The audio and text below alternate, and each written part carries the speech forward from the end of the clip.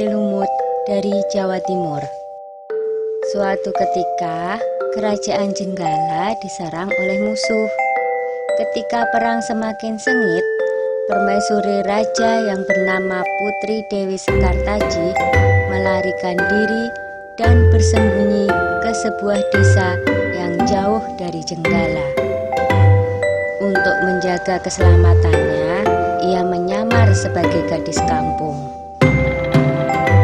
Dewi Sekartaji tinggal di tempat Nyai Intan. Nyai Intan adalah seorang kaya yang mempunyai 3 putri, yaitu Kelenteng Abang, Kelenteng Ijo, dan Kelenteng Biru. Oleh Nyai Intan, Dewi Sekartaji diangkat anak dan diberi nama Kelenteng Kuning. Setelah keadaan di kerajaan Jenggala kembali tenang dan aman, sang pangeran mencari jejak istrinya. Ia pergi dan menyamar menjadi seorang pangeran yang sedang mencari jodoh. Panji Asmara Bangun menyamar dengan nama Ande-ande lumut, lalu membuat sayembara. Dalam waktu singkat, berita sayembara itu tersebar jauh hingga ke desa si Kelenteng Kuning. Kelenteng Abang, Ijo, dan Biru mendengar kabar sayembara itu. Mereka sangat senang dan ingin mengikuti sayembara itu. Kita harus berhias agar terlihat cantik dan memikat sang pangeran, kata Kelenteng Abang. Benar sekali, kita akan memakai pakaian dan perhiasan yang paling bagus, kata Kelenteng Ijo. Hai Kelenteng Kuning, kamu tidak usah ikut sayembara ini, karena kamu tidak pantas mendapatkan pangeran. Lebih baik kamu mencuci baju di sungai, kata Kelenteng Abang sinis. Ketika Kelenteng Kuning sedang mencuci di sungai, tiba-tiba seekor burung bangau datang menghampirinya. Anehnya, burung itu bisa berbicara dan kedua kakinya menggenggam sebuah cambuk. Wahai Tuan Putri, pergilah ke desa Dadapan mengikuti sayembara itu. Di sana Tuan Putri akan bertemu dengan Panji Asmara Bangun.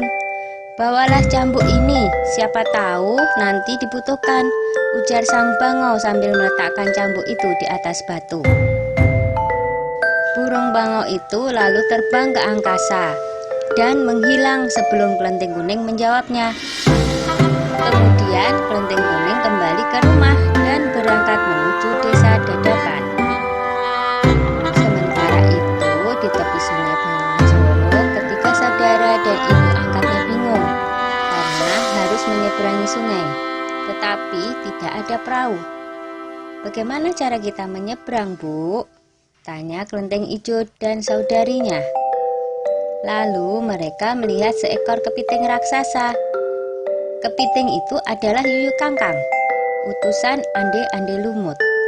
Dia diutus menguji para peserta sayembara yang melewati sungai tersebut. Hai kepiting raksasa, maukah kau membantu kami menyeberang sungai? Pinta Kelenteng Abang. Yuyu Kangkang tertawa lebar. Hahaha, aku akan membantu kalian, tapi ada syaratnya, kata dia. Apapun syaratnya, kami bersedia. Yang penting kami bisa menyeberang, jawab Kelenteng Abang. Kalian harus menciumku, kata Yuyu Kangkang. Dan mereka pun bersedia memenuhi syarat si Yuyu Kangkang. Kelenteng Kuning tiba di pinggir sungai. Yuyu Kangkang mengajukan syarat yang sama, tetapi Kelenteng Kuning menolak. Dia tak ingin mengkhianati suaminya. Berkali-kali Kelenteng Kuning memohon, tetapi Yuyu Kangkang tetap menolak. Akhirnya Kelenteng Kuning memukulkan cambuknya ke sungai, dan seketika itu air sungai Bengawan Solo surut.